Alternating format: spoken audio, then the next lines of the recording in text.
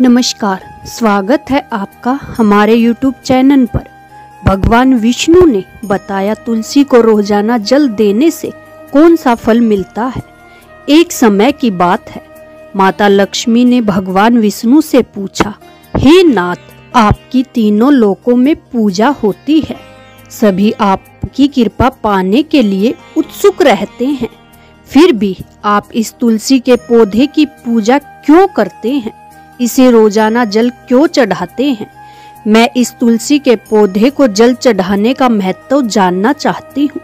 माता लक्ष्मी की बात सुनकर भगवान विष्णु ने कहा, हे देवी, तुलसी साक्षात लक्ष्मी का रूप है। तुलसी की रोजाना पूजा करने से और तुलसी को जल चढ़ाने मात्र से ही मनुष्य के पाप नष्ट हो जाते हैं। तुलसी को जल देने का महत्व बताने से पहले मैं तुम्हें एक बहुत ही पवित्र कथा सुनाता हूँ। इस कथा के माध्यम से तुम्हें तुम्हारे प्रश्नों के उत्तर मिल जाएंगे। इसलिए हे देवी, आप इस कथा को बड़े ही ध्यान से सुनना। भगवान विष्णु ने कहा, देवी, जो भी मनुष्य सिर्फ इस कथा को ध्यान लगाकर पूरे सुन लेता है, उसे 100 वर्षों तक तुलसी को जल देने का फल प्राप्त होता है। माता लक्ष्मी ने कहा, स्वामी, मैं इस कथा को बड़े ही ध्यान से सुनूंगी। आप मुझे यह पवित्र कथा सुनाना प्रारंभ कीजिए। भगवान विष्णु ने कहा, देवी, बहुत समय पहले की बात है। किसी नगर में एक ब्राह्मण रहता था।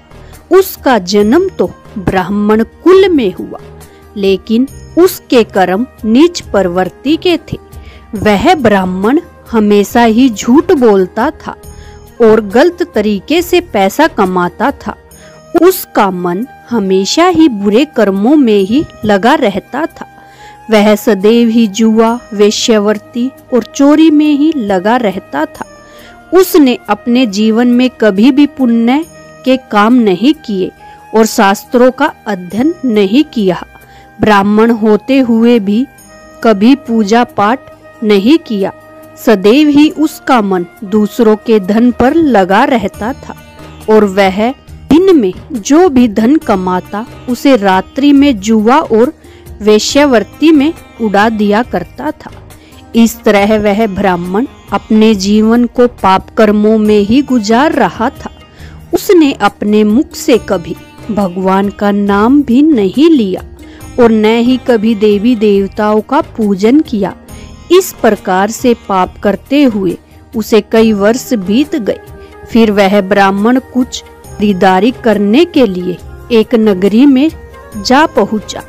उस नगरी के पास में गंगा नदी बहती थी और उस नदी में स्नान के लिए दूर दूर से लोग आया करते थे।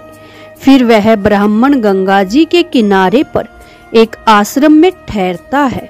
उस आश्रम में अनेक विद्वान ब्राह्मण प्रतिदिन पुराणों का पाठ तथा भगवान की भक्ति में लीन रहते थे। वह ब्राह्मण भी ढोंग करता हुआ वहीं पर उनके साथ रुक गया और उन ब्राह्मणों के साथ रहते हुए उसे भी भगवान का नाम लेने का अवसर मिल रहा था। वह उसी स्थान पर कुछ दिनों के लिए रुका। फिर वहां पर आए हुए लोगों ने गायों का पूजन करके ब्राह्मणों को भोजन कराया तो उस ब्राह्मण ने भी उनके साथ बैठकर भोजन किया और भगवान का प्रसाद ग्रहण किया। वहीं पर उस आश्रम में एक तुलसी का पौधा था। वह ब्राह्मण जाने अनजाने में उस तुलसी के पौधे में पानी डालता था। उसके मन में कोई विचार नहीं था कि वह क्या कर रहा है।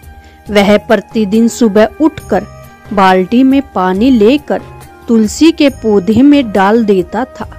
यह उसका रोजाना का नियम बन गया था। फिर एक दिन की बात है, वह आश्रम में सोया हुआ था। तभी अचानक उसके पास एक काला सर्प आया और उस काले सर्प ने उसे नींद में ही डस लिया और थोड़ी ही देर में उस ब्राह्मण की नींद में ही मृत्यु हो गई। और अब सुबह दूसरे ब्राह्मणों ने उसे इस अवस्था में देखा तो उन्होंने उसके मुख में तुलसी पत्र और तुलसी का जल डाल दिया। फिर उन ब्राह्मणों को पता चला कि उसकी मृत्यु हो चुकी है। तब वहां पर यमदूत आते हैं और उस ब्राह्मण को पकड़कर यमलोक ले जाने लगते हैं। रास्ते में जाते हुए वह ब्राह्मण विलाप करने लगा और यमदूतों से कहने लगा, हे यमदूतों, मुझे कहाँ ले जा रहे हो और मेरी मृत्यु किस कारण से हुई है? तब यमदूत कहने लगे, हे ब्राह्मण, तुमने जन्म से लेकर मृत्यु तक बहुत पाप कर्म किए हैं और तुम्हारे पापों के कारण ही तुम्हें एक काले सर्प ने काटा और जिसकी वजह से तुम्हारी मृत्यु हो गई। और अब हम तुम्हें यमपुरी लेकर जा रहे हैं।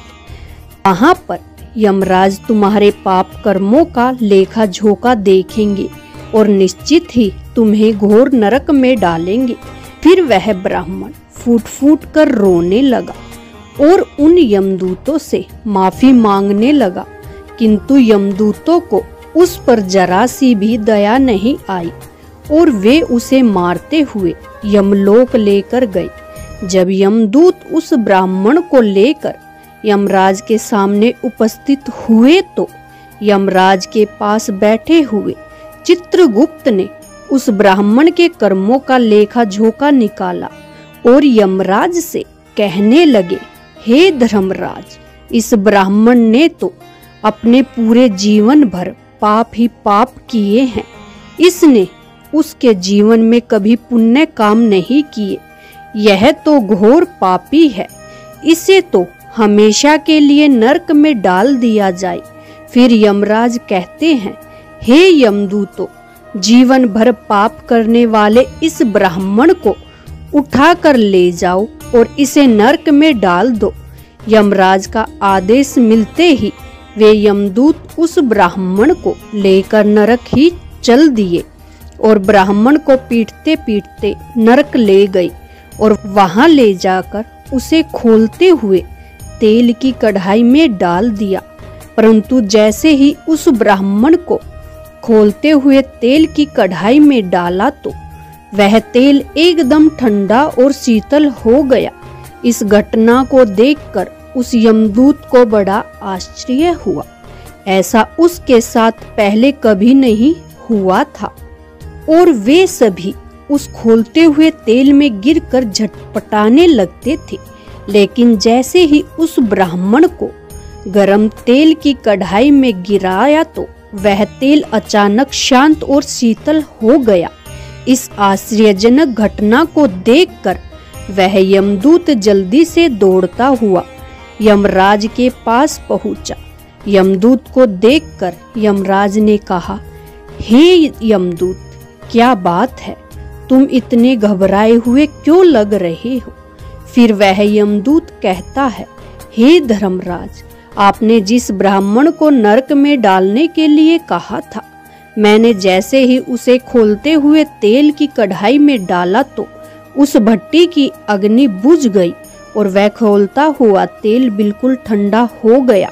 फिर यमराज कहते हैं, हे यमदूत, यह तो बड़ी ही विचित्र घटना है। ऐसा तो पहले कभी नहीं हुआ। यमराज विचार कर ही रहे थे कि तभी वहां पर नारद मुनि प्रकट होते हैं। नारद मुनि को देखकर यमराज अत्यंत प्रसन्न होते हैं और उन्हें प्रणाम करते हैं और उनका स्वागत करते हैं। फिर यमराज नारद मुनि से कहते हैं, मुनिवर, आप उचित समय पर आए हैं। हमने आज और अभी एक अत्यंत पापी ब्राह्मण को नरक में गिराया है, किंतु उसके गिरते ही नरक की अग्नि ठंडी पड़ चुकी है और खोलता हुआ तेल भी शीतल हो गया। तब नारद मुनि ने यमराज से कहा, हे धर्मराज, आपने जिस ब्राह्मण को नरक में डाला है वह नरक में डालने योग्य नहीं है, क्योंकि उस ब्राह्मण के द्वारा अनजाने में ही ऐसा कर्म हुआ है जो नरक का नाश करने वाला है। जो मनुष्य पुण्य कर्म करने वाले लोगों की संगति करता है उसे पुण्य का भाग जरूर मिलता है और वह ब्राह्मण तो कई दिनों तक भगवान के भक्तों के साथ रहा है। इस ब्राह्मण ने आश्रम में रहते हुए रोजाना तुलसी में जल डाला है, इसलिए यह ब्राह्मण बड़ा पुण्य आत्मा बन गया है और इसके सारे पाप नष्ट हो गए हैं। यह ब्राह्मण अब स्वर्गलोक में जाने का अधिकारी बन गया है। इस ब्राह्मण ने अनजाने में ही इतना पुण्य कमाया है जो कई जन्मों तक मनुष्य को प्राप्त नहीं होता। इसलिए हे धर्मराज, आप इस ब्राह्मण को नरक में न डालो और इसके पापों के लिए इसे केवल इतना दंड दो, इसे सभी नरकों का दर्शन कराओ। नारद मुनि की बात सुनकर यमराज भी बहुत खुश होते हैं और उस ब्राह्मण को नरक से निकाल लेते हैं और अपने यमदूतों से कहते हैं, हे यमदूतों, इस ब्राह्मण को ले जाओ और संपूर्ण नरकों के दर्शन कराओ। फिर यमदूत उस ब्राह्मण को ले जाते हैं और संपूर्ण नरकों का दर्शन कराते हैं। भगवान विष्णु ने कहा, देवी, इस प्रकार से यमदूत उस ब्राह्मण को संपूर्ण नरकों का दर्शन कराते हैं और उसे यक्ष लोक में ले जाते हैं और फिर वह ब्राह्मण एक यक्ष बन जाता है। भगवान विष्णु कहते हैं, हे देवी, वनस्पति नाम तुलसी, मास नाम कार्तिक, तिथि नाम एकादशी। देवी, वनस्पतियों में मुझे तुलसी प्रिय है, मास में कार्तिक मास और तिथि में एकादशी प्रिय है। इसलिए जो मनुष्य रोजाना तुलसी के पूजन पाठ करता है और तुलसी को जल देता है, वो मनुष्य मुझे सबसे अधिक प्रिय है। उस मनुष्य की कभी भी दुर्गति नहीं होती और वह मनुष्य कभी भी नरक नहीं गिरता। जिन घरों में तुलसी का पौधा सदैव ही हरा भरा रहता है, उस घर में सुख, शांति और समृद्धि बनी रहती है।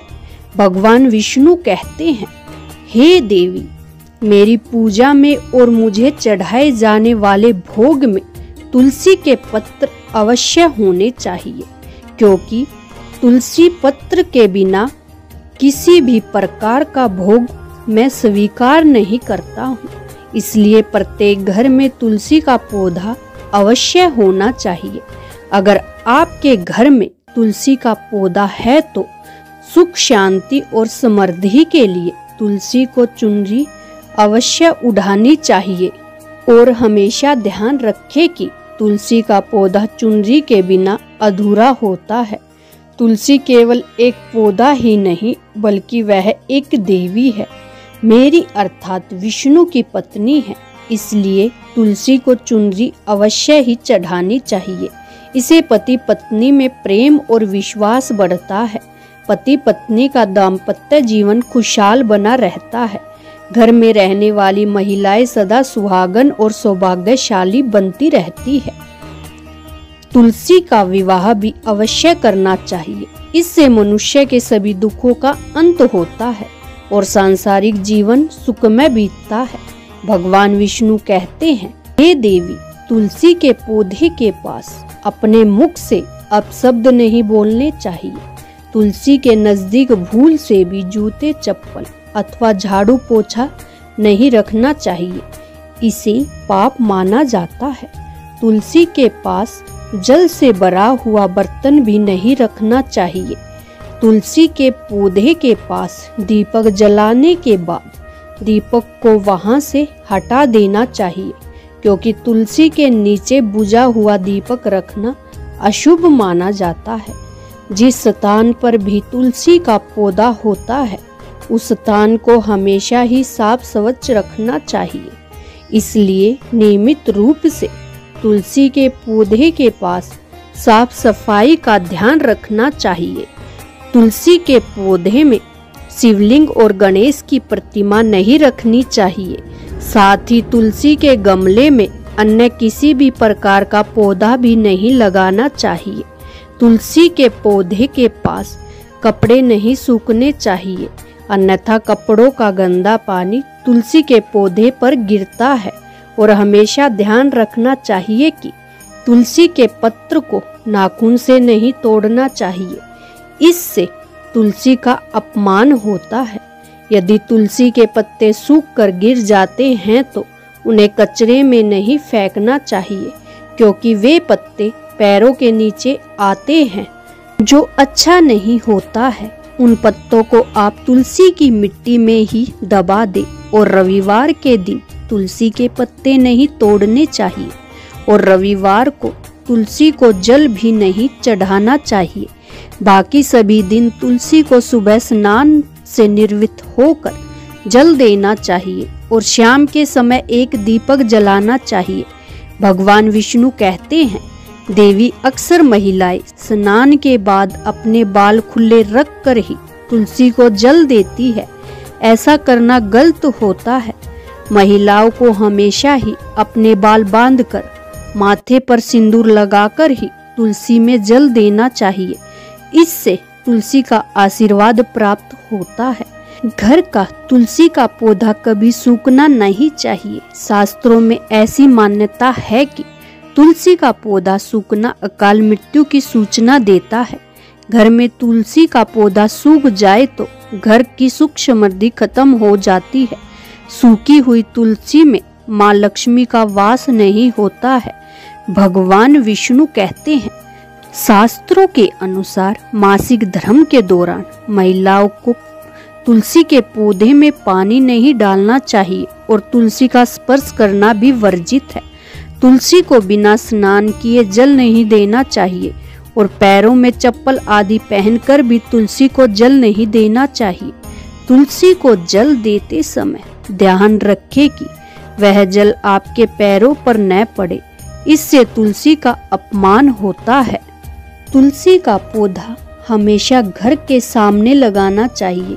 इसे पूर्व अथवा उत्तर दिशा में लगाए सबसे अधिक शुभ होता है। शास्त्रों में केले के पौधे का विशेष महत्व बताया गया है। अगर तुलसी के पास केले का पौधा लगा देते हैं तो कई गुना अधिक लाभ प्राप्त होता है। केले के पौधे में देवी स्वयं मेरा वास होता है। इसे तुलसी के पास लगाने से घर में सुख समृद्धि आती है। तुलसी के पौधे में शालिग्राम भी अवश्य रखना चाहिए। तुलसी के गमले में शालिग्राम रखने से तुलसी का और भी अधिक शुभ प्रभाव आपको देखने को मिलेगा। शालिग्राम मेरा ही निराकार रूप है। यह काले रंग का पत्थर होता है जिसे विलक्षण और मूल्यवान माना गया है। इसे अगर तुलसी के गमले में रखें तो आपके घर में संपूर्ण नकारात्मक ऊर्जा नष्ट हो जाएगी। घर में केवल एक ही शालिग्राम की पूजा करनी चाहिए। भगवान विष्णु कहते हैं, हे देवी, मेरी मूर्ति से कई ज्यादा उत्तम होता है शालिग्राम की पूजा करना। शालिग्राम को चंदन लगाकर उस पर एक तुलसी पत्र रखना चाहिए। प्रतिदिन शालिग्राम को पंचामृत से स्नान कराना चाहिए। ऐसा करने से मनुष्य के सभी जन्मों के पाप नष्ट होते हैं। शालिग्राम सकारात्मक और सात्विकता का प्रतीक होता है। इस प्रकार भगवान विष्णु ने माता लक्ष्मी को तुलसी के पौधे को जल देने का महत्व बताया। आशा करती हूँ कि आपको हमारी यह वीडियो अच्छी लगी होगी और यदि आप भी प्रभु विष्णु के सच्चे भक्त हैं तो कमेंट में जय विष्णुदेव लिखना न भूलें। हमारी वीडियो अंत तक देखने के लिए आपका बहुत बहुत धन्यवाद।